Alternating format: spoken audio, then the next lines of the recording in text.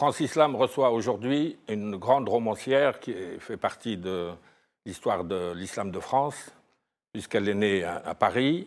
Elle est descendante du sultan Mourad V et elle s'est fait connaître par un roman à succès qui a été traduit dans plusieurs langues de la part de La Princesse morte. Dans la première édition, remonte à 1987, je crois. Et c'est Kenizé Mourad. Merci d'être venu.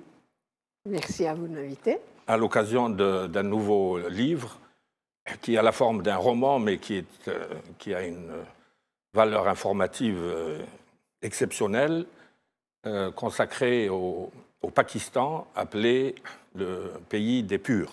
Oui, parce qu'en ourdou, Pak, ça veut dire pur, et Istan, pays, comme dans la plupart des... Oui. Dans une autre version, le Pak, ça veut dire aussi la paix, d'après le vieux... Ce serait bien, mais pas en ourdou. Oui. Ben, on souhaite que ce soit aussi un pays de paix. Oui.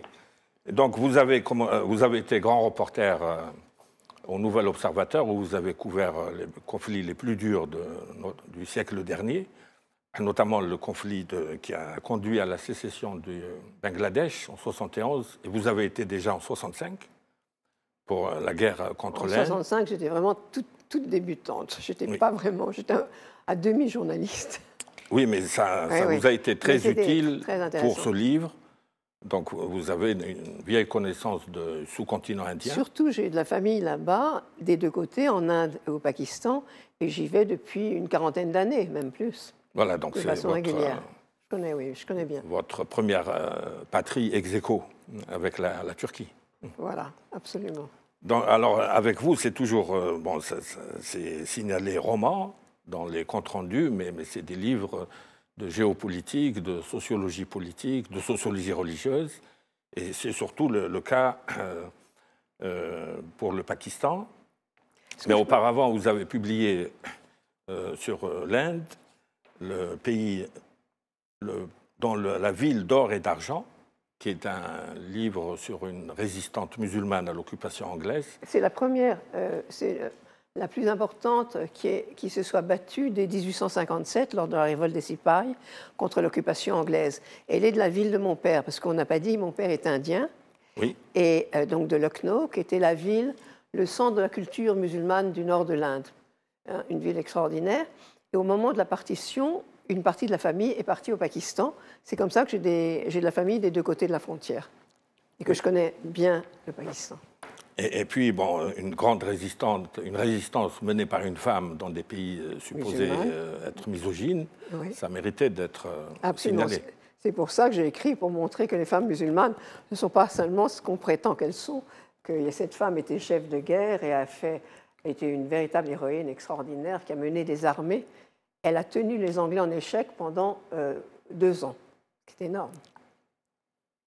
Et vous avez écrit aussi un livre sur le conflit israélo-palestinien, Le parfum de notre terre, voix de Palestine et d'Israël, en 2003.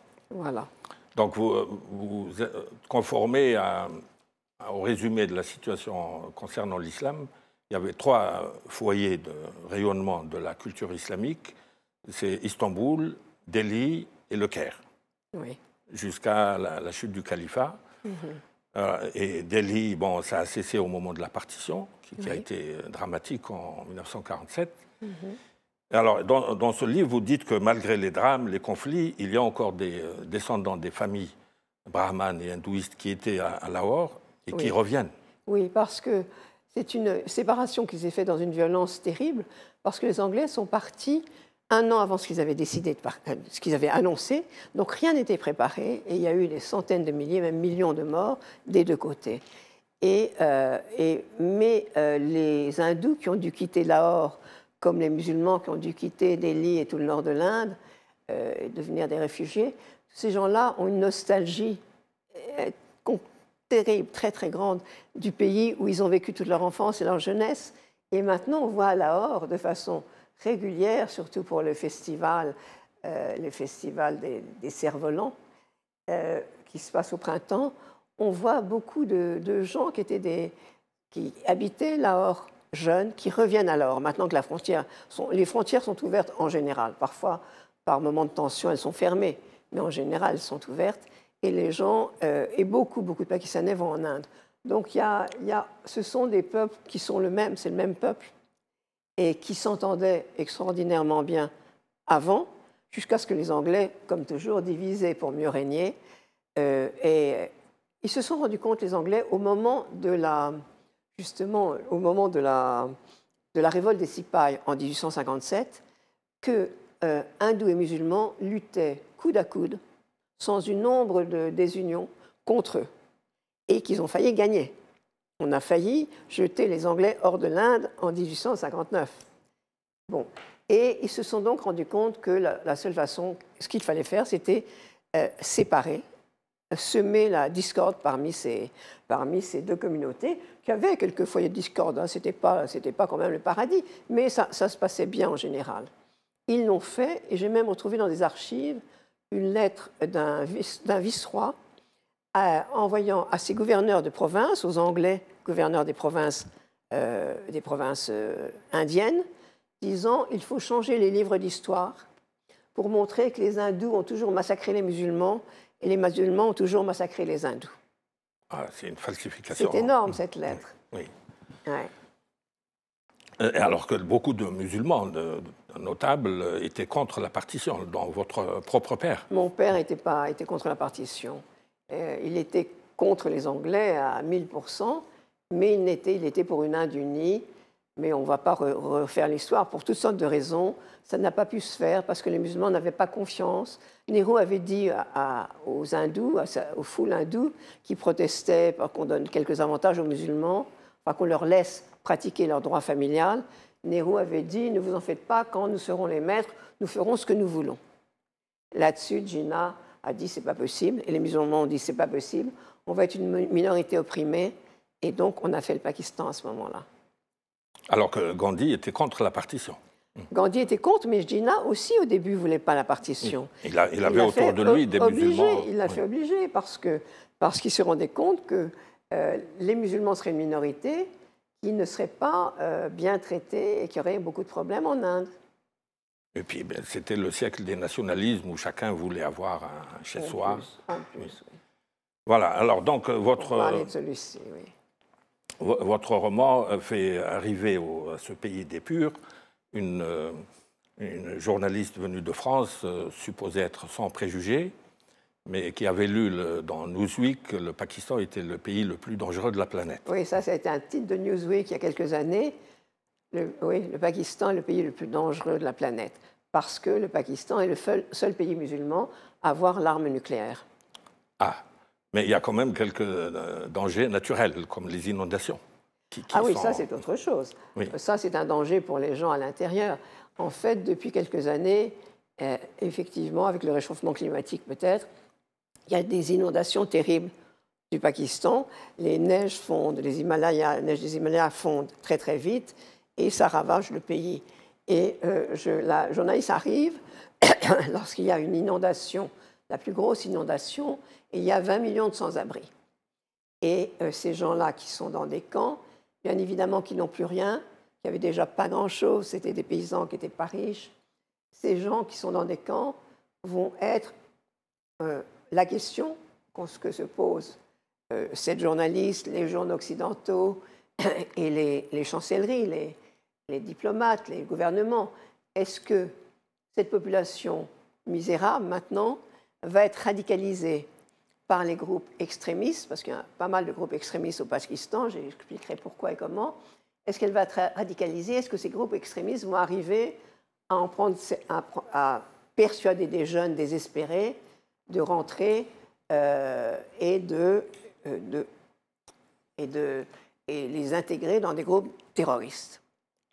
Donc, elle va avec cette mission de voir est-ce que la bombe aussi, cette bombe nucléaire pakistanaise, est-ce qu'elle pourrait éventuellement être une ou bien des éléments nucléaires être subtilisés par des groupes terroristes avec l'assentiment ou l'aide de quelques officiers de l'armée qui sont furieux contre la politique qu'on leur fait faire?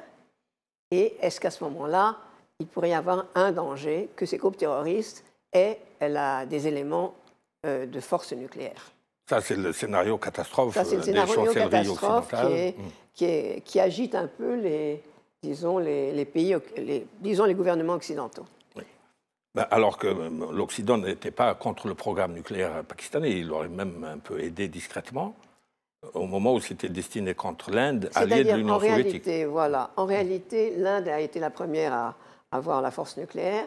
Le Pakistan, qui est un pays beaucoup plus petit, beaucoup moins fort, bien sûr, avait très peur, et donc pour se protéger, il s'est arrangé pour avoir aussi cette arme nucléaire. Et comme à l'époque, le Pakistan était très ami des États-Unis, les États-Unis ont aidé à ce que cette force nucléaire soit sécurisée, que n'importe qui ne soit bien sécurisé, mais ils n'ont pas été contre, ils ont permis cette force nucléaire. Donc maintenant, il y a ces deux pays ennemis quand même, qui sont face à face, chacun avec leur force nucléaire, qui est une force de dissuasion, dont personne normalement ne doit se servir, mais est-ce que, c'est un peu le problème, est-ce que, encore une fois, si des groupes terroristes s'en emparent, qu'est-ce qui peut arriver?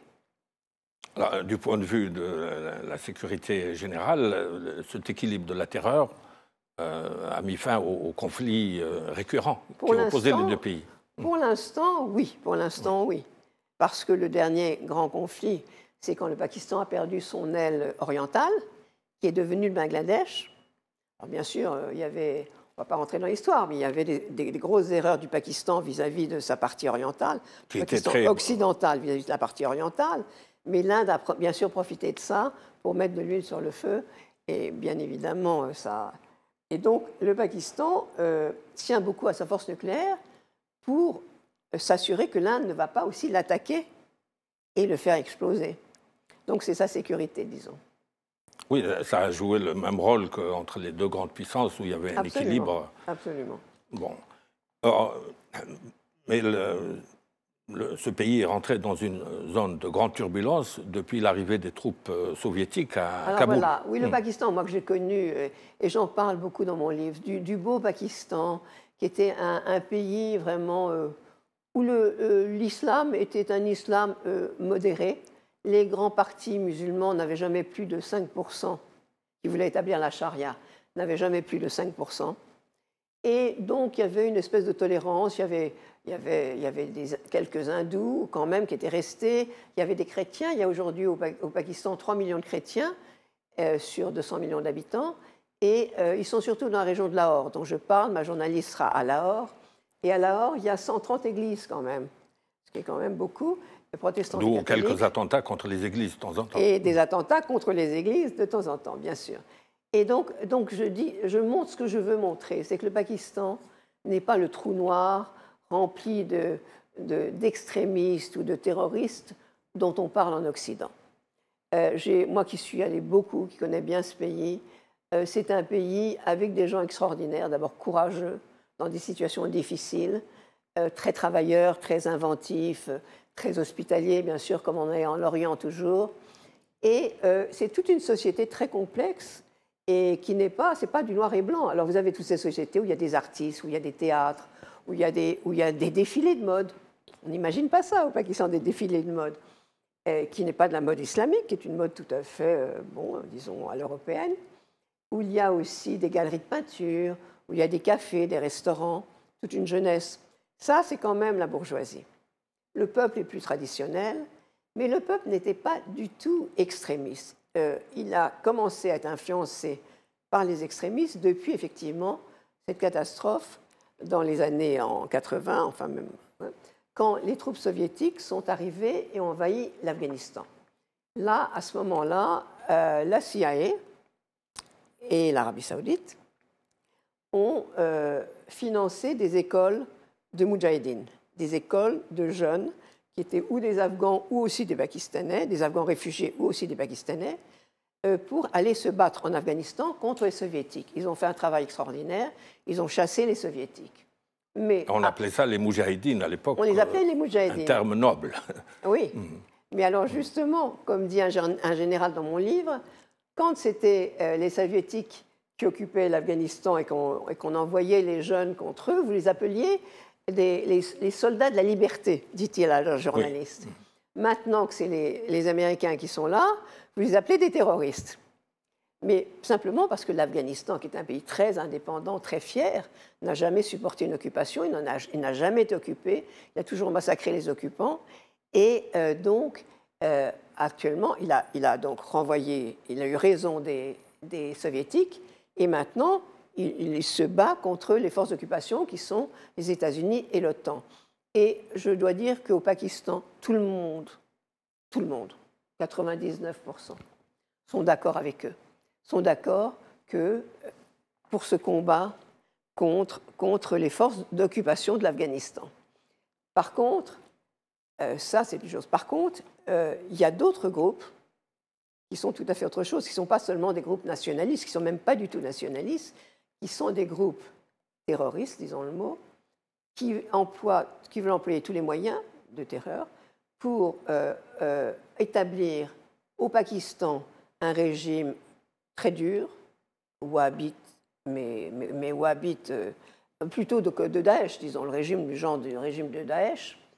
Et il veut établir ce régime au Pakistan et dans tous les pays musulmans. Donc ils ont une idée planétaire. On voit ce qu'ils ont fait, ce que Daesh a fait en Afrique, en différents endroits. Ils ont une idée planétaire d'établir ce régime qu'ils disent islamique, mais qui, à mon avis, et de l'avis quand même des gens un peu qui connaissent les choses, n'ont rien à voir avec l'islam. C'est souvent des choses.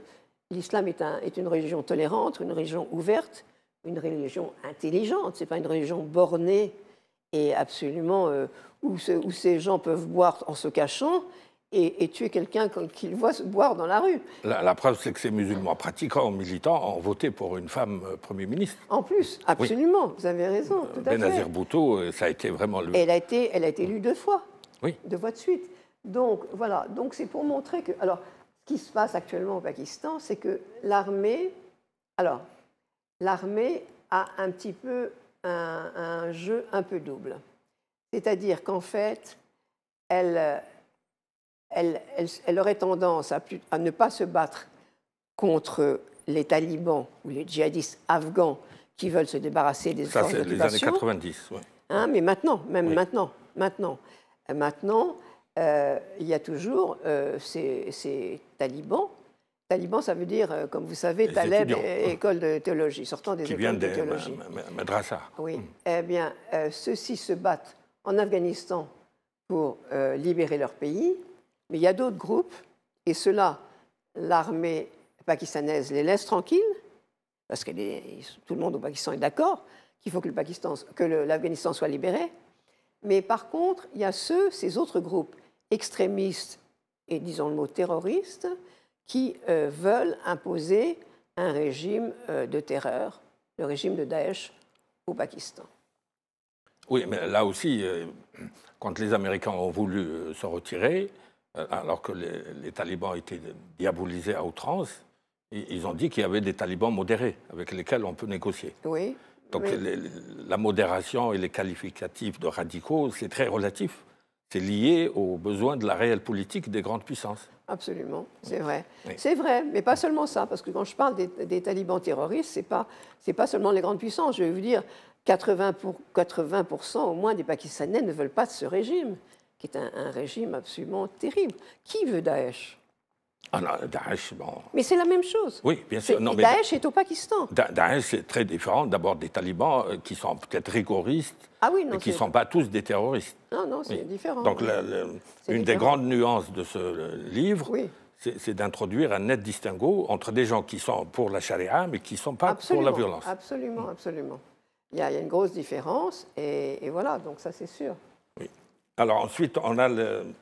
vu ces calamités régulières, là, des inondations, ça met en avant le rôle des organisations humanitaires qui sont pour la plupart tenues par des mouvements islamiques. Parce que le gouvernement est très désorganisé, très corrompu, comme je le montre dans le livre, pas seulement le gouvernement, mais la classe sociale très riche est quand même très corrompue. Et en réalité, donc... votre question, c'était quoi déjà ?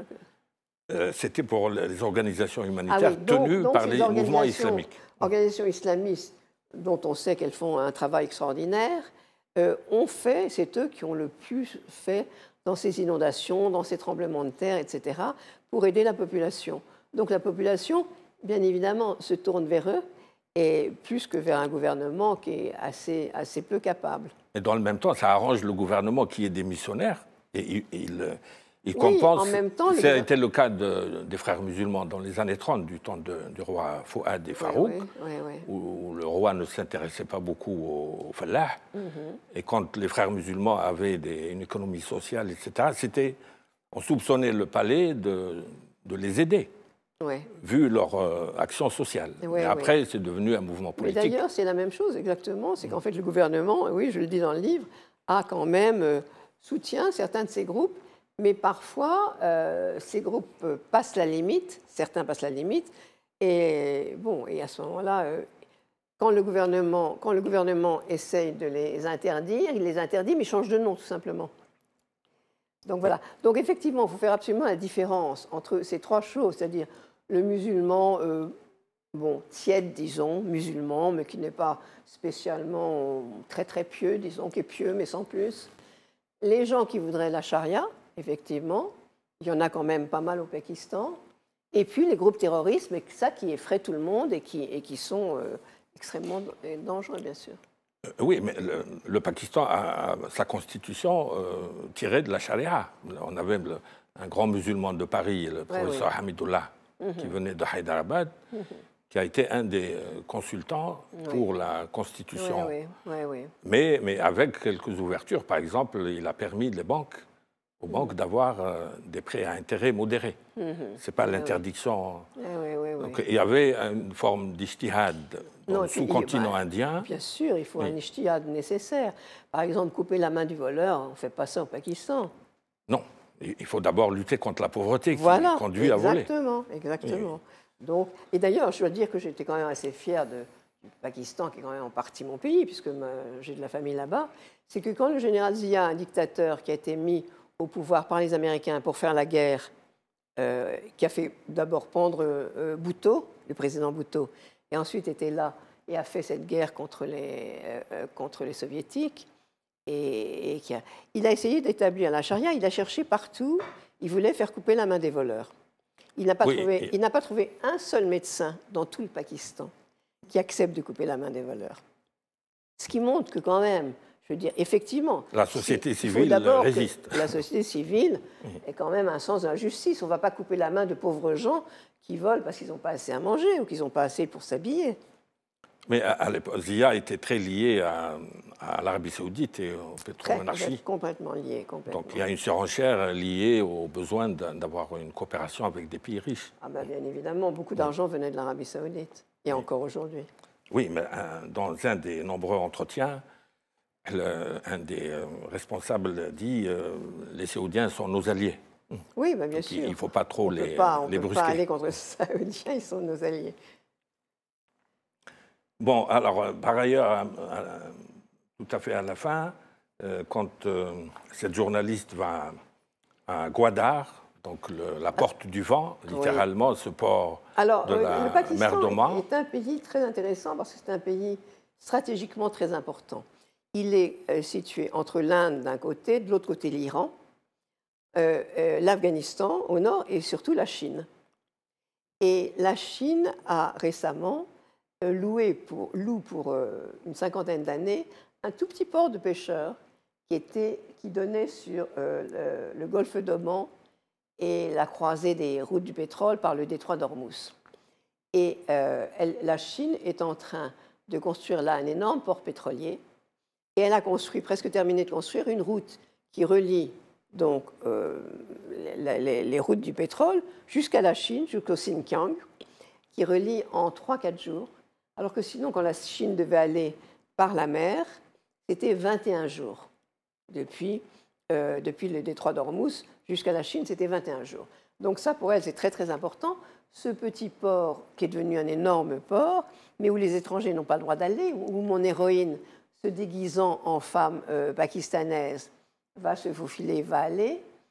Et ce petit port, donc, ennuie terriblement l'Inde et les États-Unis parce que la Chine a là un poste d'observation extraordinaire, un terminal pétrolier qui va être énorme et aussi qui va pouvoir lui servir de base d'appui militaire.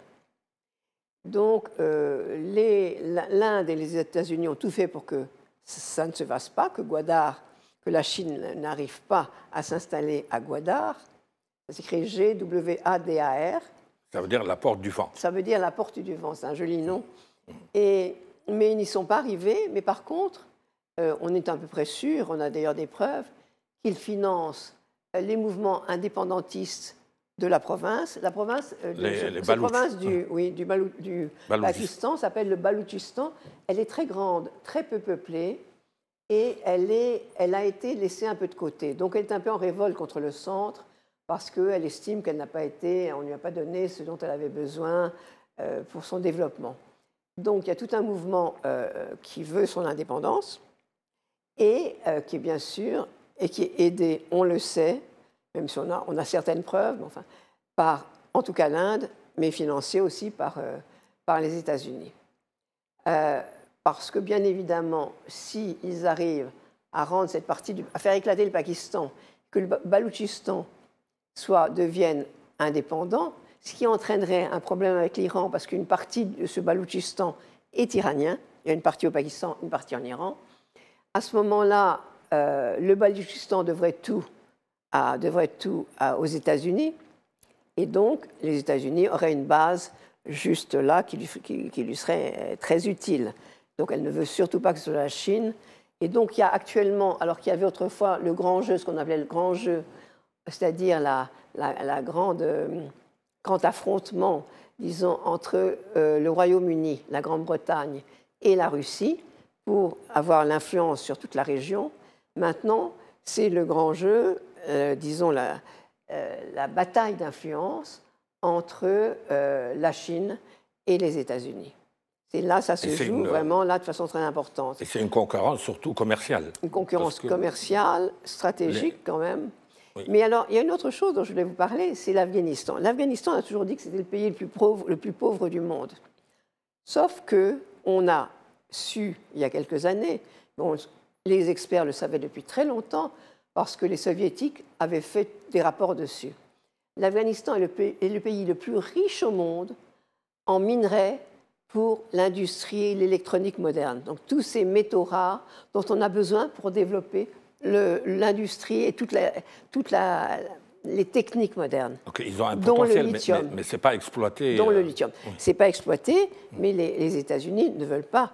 Qui disent qui prétendent avoir fait une guerre pour la démocratie, une guerre pour l'humanité.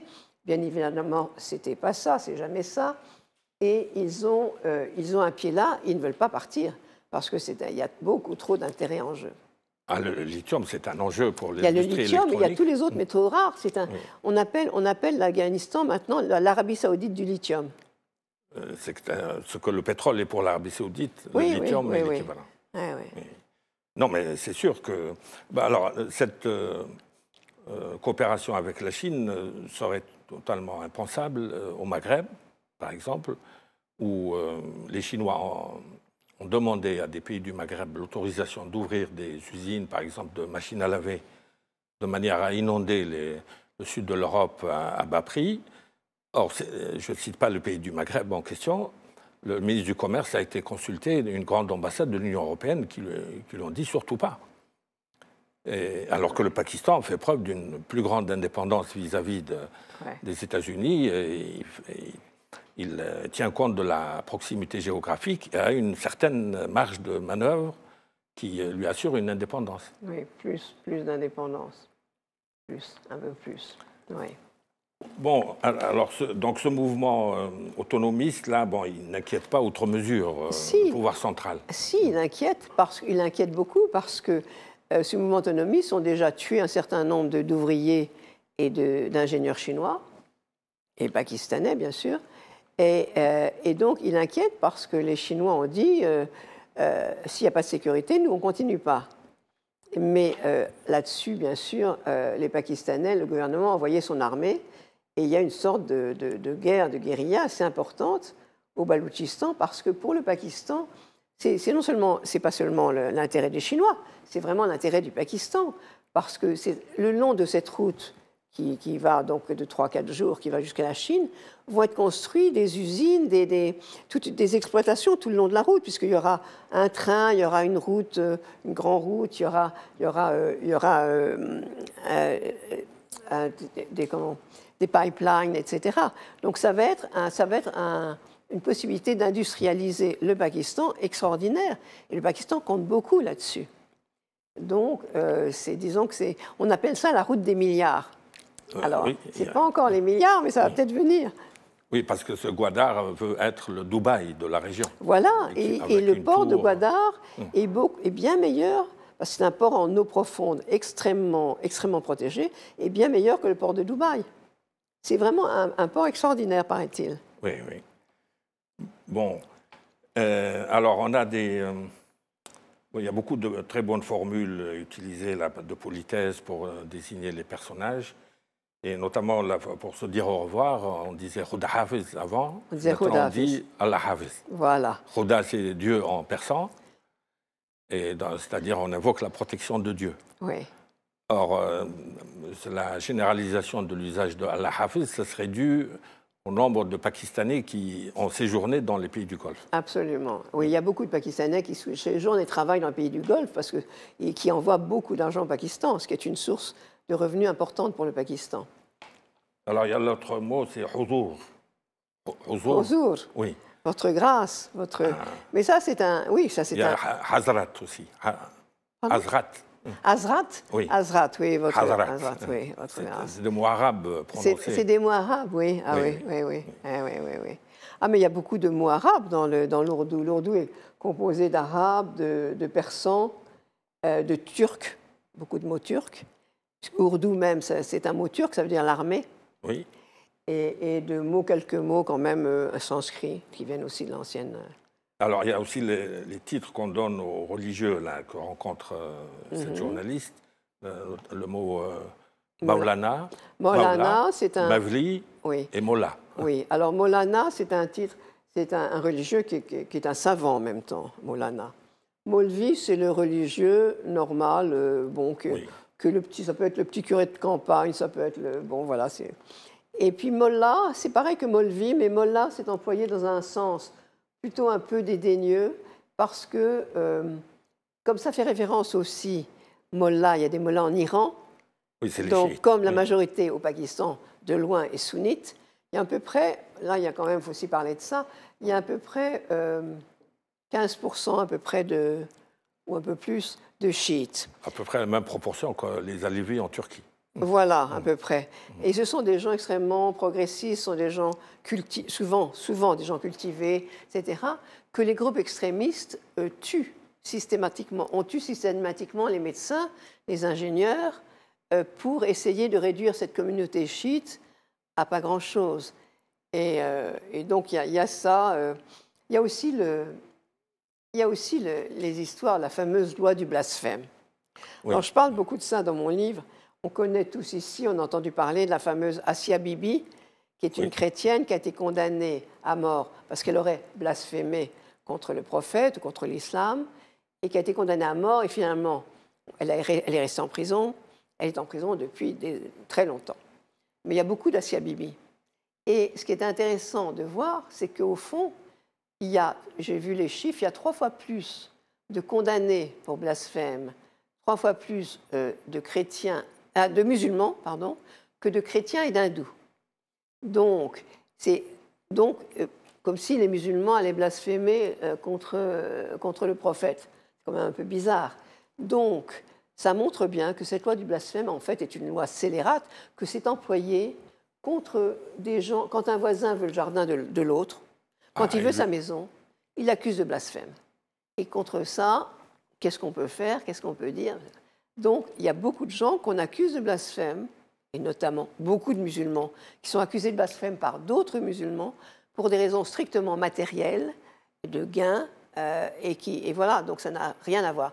Et cette loi, on a essayé, le gouvernement pakistanais a essayé de la changer, de l'amoindrir, de l'encadrer.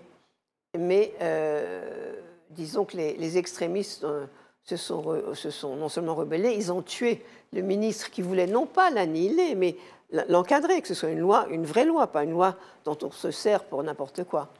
Et il a été tué, et le gouvernement, mort de peur, n'ose rien faire.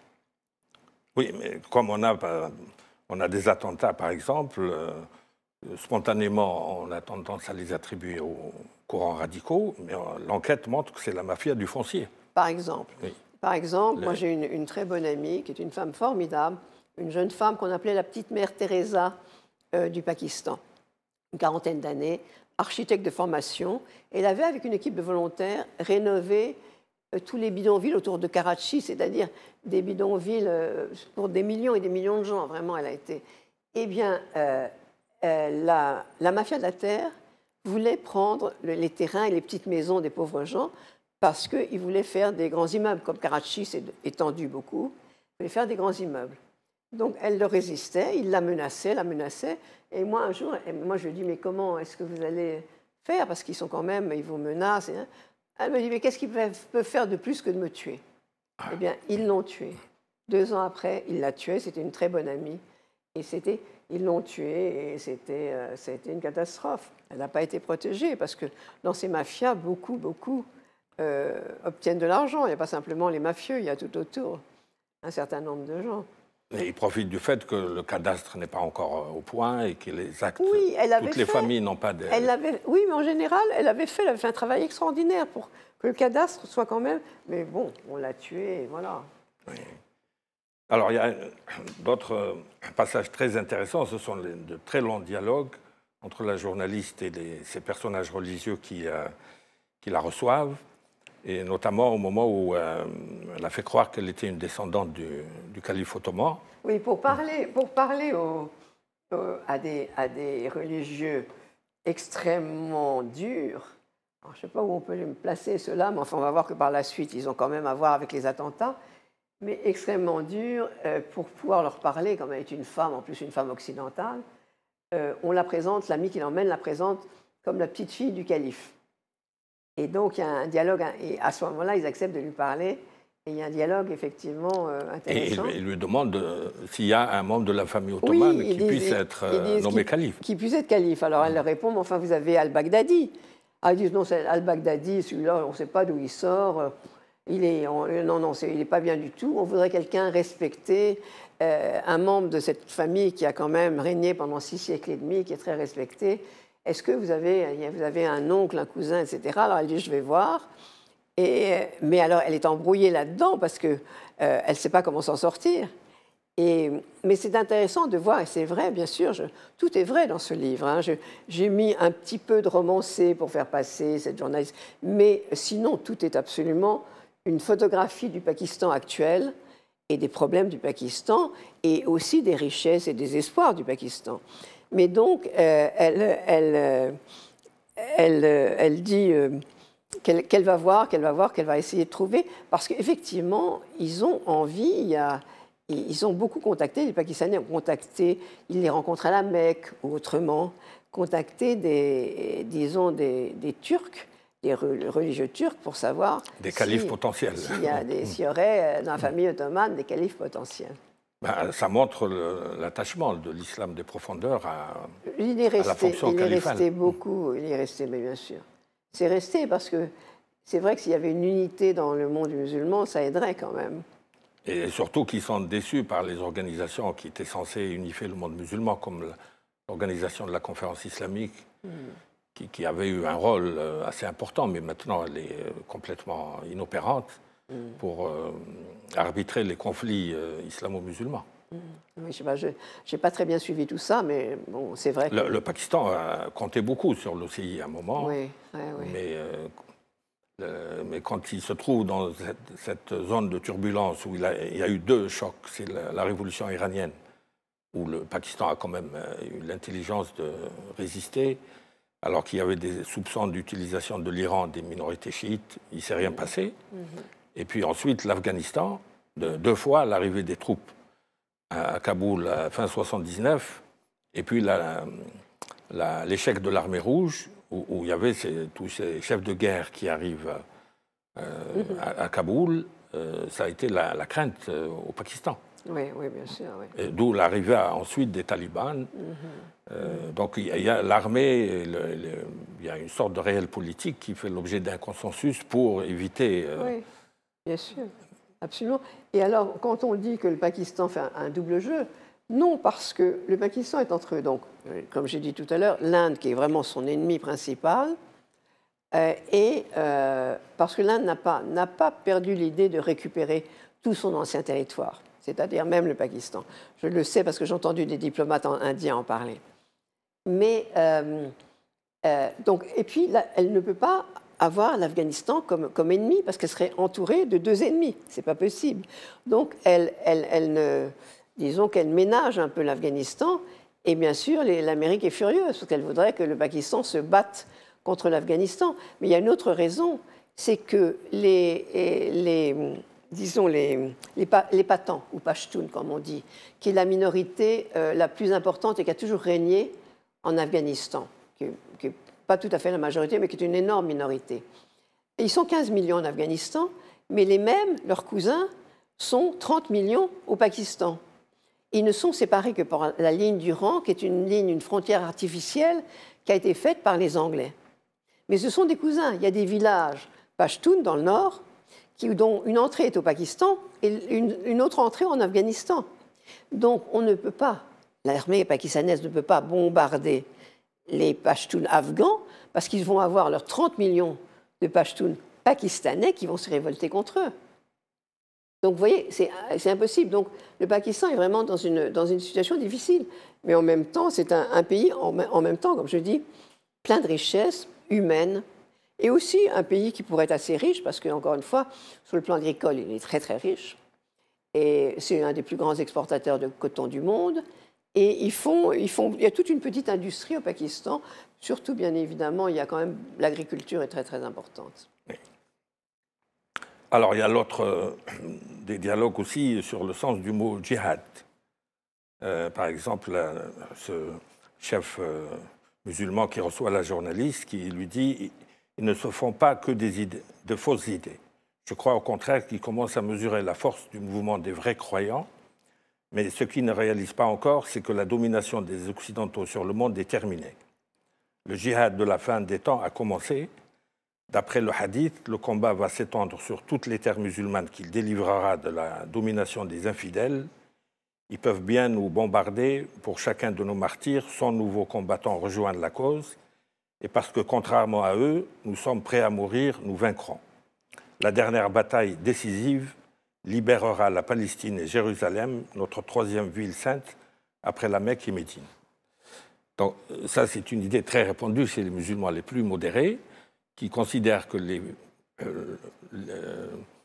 ne parler que des courants radicaux musulmans, ça fait oublier le premier conflit de la région, c'est la Palestine. C'est évident. Moi, j'ai écrit le livre sur justement la Palestine, Israël-Palestine, en ne faisant qu'interviewer des gens des deux côtés de la ligne.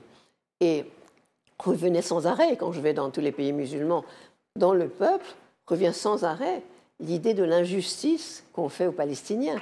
Le deux poids, ce qui nourrit la rage, disons, contre l'Occident, c'est ce que les musulmans perçoivent comme le deux poids, deux mesures, l'injustice qui est faite vis-à-vis du monde arabe et spécialement vis-à-vis de la Palestine. On croit souvent dans les pays occidentaux que les pays musulmans se fichent de la Palestine, qu'ils ont d'autres problèmes en tête. Ils ont d'autres problèmes, mais la Palestine est un problème de fond où vraiment les pays arabes, les peuples arabes ont découvert, encore une fois, le deux poids, deux mesures, ou l'injustice, qu'ils perçoivent comme l'injustice de l'Occident sur ce point. Donc ça nourrit une rage, une colère, et moi je le dis souvent, c'est quand même, ça nourrit aussi des groupes. Il y a des groupes islamistes, mais terroristes, qui aussi s'appuient sur cela, sur cette injustice, en disant « voyez, voyez, voyez ». Je pense que si on résolvait la question, je ne sais pas comment, parce que maintenant c'est dans un tel état Mais si on arrivait à résoudre la question palestinienne, les groupes extrémistes auraient beaucoup moins d'armes contre le monde occidental. Ils seraient beaucoup moins écoutés. Oui, d'ailleurs, l'appellation conflit israélo-palestinien est déjà restrictive pour éviter de dire que c'est un conflit qui concerne tout l'islam à cause de Jérusalem, qui était le troisième lieu du pèlerinage. Bien sûr, à cause de Jérusalem, absolument. Et un peuple musulman qui a été chassé de sa terre. À cause de Jérusalem, bien sûr. Parce que le Pakistan a été créé en même temps que le début de l'affaire palestinienne. Un an avant, oui, à peu près, oui. Et donc, l'intrusion du religieux dans la géopolitique a eu lieu en même temps en Palestine et au Pakistan. Et d'ailleurs, ça s'est terminé par l'assassinat de Gandhi Heureusement que ça a été par un hindou. Si ça avait été par un musulman, il n'y aurait plus un musulman en Inde. Ils auraient tous été égorgés. Heureusement que c'était un hindou, un extrémiste hindou. Ce que je voudrais quand même faire remarquer, si je peux me permettre, c'est qu'à part tout ce côté qui est le plus important dans mon livre, c'est quand même un livre, là, on en parle comme ça, mais c'est quand même un livre extrêmement facile à lire. Ah, très clair. Parce à cause du style qui est très clair, mais aussi parce que je le fais passer à travers la fiction d'une jeune fille qui interroge les gens, à qui il arrive toutes sortes de choses. Elle va être enlevée par un groupe terroriste à un moment donné, sauvée, je ne raconterai pas comment. Mais donc, et on rencontre des personnages très intéressants. On rencontre des personnages où j'ai pris comme modèle des gens que je connais. Par exemple, il y a une vieille Begum, qui est en réalité ma tante, et qui a fondé une école mixte de garçons et de filles, de 3000 enfants, dont elle s'occupe toujours à l'âge de 80 ans, et où on apprend toutes les matières tout à fait qui leur permettront d'aller à l'université. Mais elle a fait aussi un terrain de football pour les filles, parce que les filles adorent jouer au football. Donc on n'imagine pas le Pakistan avec un terrain de football pour les filles.